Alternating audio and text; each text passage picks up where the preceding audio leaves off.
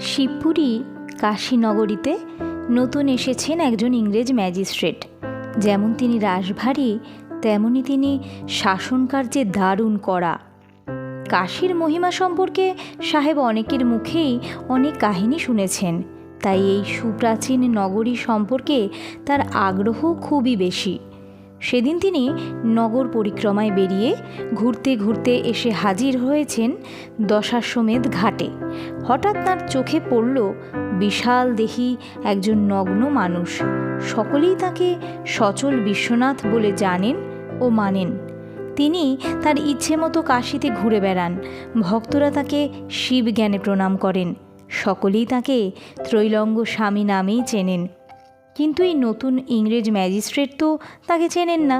তিনি এই উলঙ্গ সন্ন্যাসীকে দেখে রীতিমতো ক্রুদ্ধ হলেন।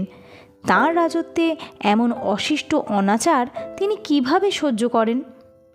রাগে অগ্নিশর্মা হয়ে সেই ম্যাজিস্ট্রেট আদেশ দিলেন, এই অসভ্য লোকটাকে এখনই গ্রেপ্তার করে ফটকে পুড়ে দাও।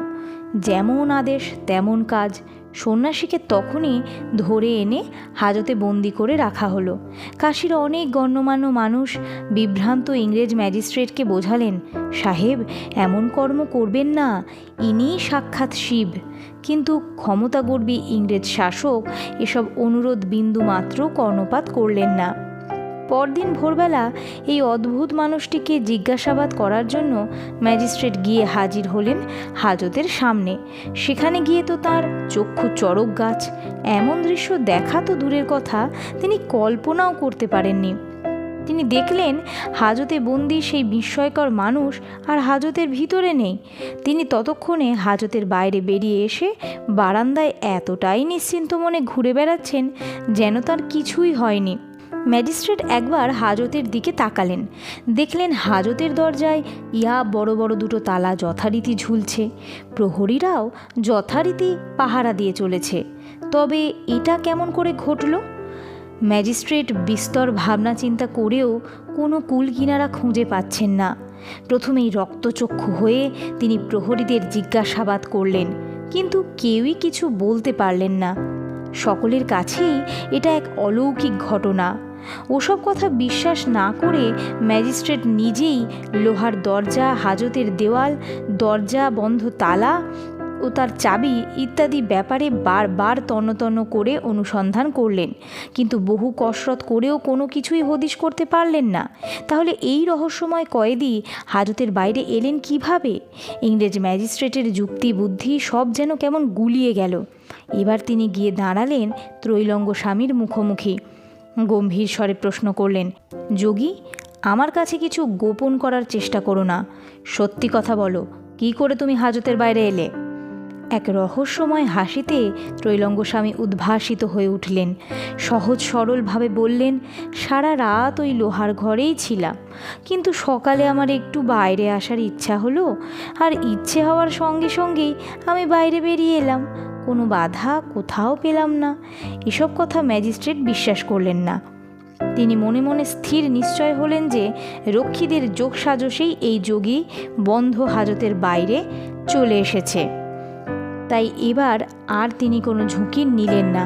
ত্রৈলঙ্গ স্বামীকে আবার হাজতে ঢুকিয়ে দিলেন এবং নিজের হাতে হাজতের লৌহ কপাটে একটার জায়গায় দুটো তালা ঝুলিয়ে দিলেন। শুধু তাই নয়, হাজতের চাবি জোড়া রেখে দিলেন নিজের কাছে। তারপর যথারীতি চলে গেলেন নিজের এজলাসে। একটু পরেই ঘটল এক অদ্ভুত কাণ্ড। এজলাসে নিজের আসনে বসে ম্যাজিস্ট্রেট বিস্ফারিত নয়নে দেখলেন, এবার আর হাজতের বাইরে নয়, তাঁরই আদালত কক্ষের এক কোণে দাঁড়িয়ে আছেন বিশাল দেহী উলঙ্গ সন্ন্যাসী। ইংরেজ সাহেব নিজের চোখকেই বিশ্বাস করতে পারছেন না। ভাবছেন, এটা কি করে সম্ভব হলো? পকেটে হাত দিয়ে দেখলেন হাজতের চাবি যথাস্থানেই আছে। এ যে একেবারেই অবিশ্বাস্য ঘটনা।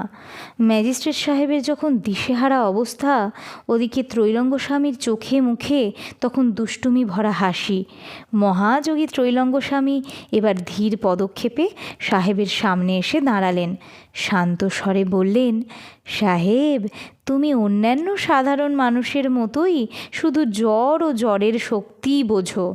এই বিশ্ব সংসারের মধ্যেই ওতপ্রোতভাবে জড়িয়ে আছে এক মহা চৈতন্য লোক, তার খবর তোমার মোটেই জানা নেই।